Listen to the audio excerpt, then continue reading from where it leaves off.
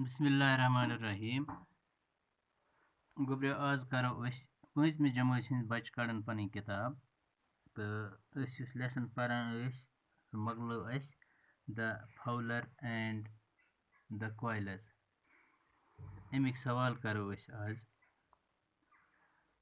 Number 1 सवाल छो how did the fowler catch the Qualis.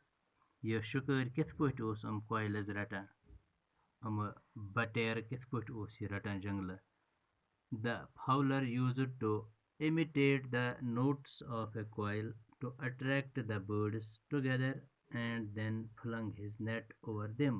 सह क्या करान कम इत पे तह मे जन वोनमुत छमो कि सह इहजे हिश आवाज करान अत जंगलस मज तो क्वाइल इमन अट्रैक्शन गसान अम आवाज हंस तो बेहवान अक्सी जाय and then flung his net over them.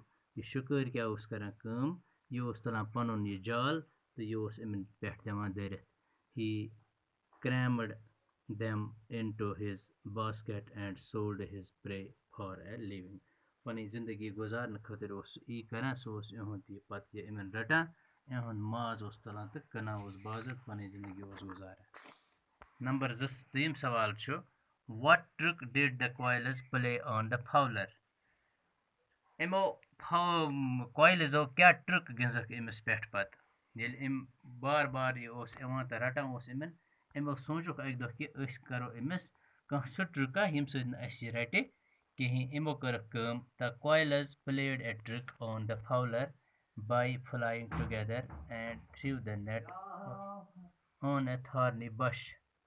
तो इमो कर अक दो कम इमो रटुक अक दो यह समय इमो कर पन्ने जाय मीटिंग कि अन फाउलर अमिस खिलाफ कि अस हसा करो कम अस तुलो यह जाल इस यह लगावान अस नमो यह अमिस तो त्रोस दूर कुन जाय अन ए थॉर्नी बश कंड जेड़न मज दमोस दड़ित ताकि यह हेक तौर अत अनित कहीं तो अमिस मिल अत शिकार पत कहीं।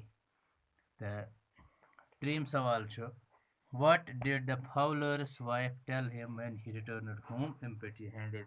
अमिस क्या वोन जनान गर येल यह खाली अथो वापस आव गर यानी अमिस हो नेट नुवक हमो जानवरों इमो क्वाइलजो तो अमिस क्या वोन जनान दोपनस अत जवाब fowler's wife told him that he had got a second establishment to keep up elsewhere when he returned home empty handed। तो आज करो अस यम 3 सवाल तुलियो तुह पन्ने अथ किताब पे तुलियो अत जाय और दिथ इंशाल्लाह पगह करो बे 3 सवाल। शुक्रिया।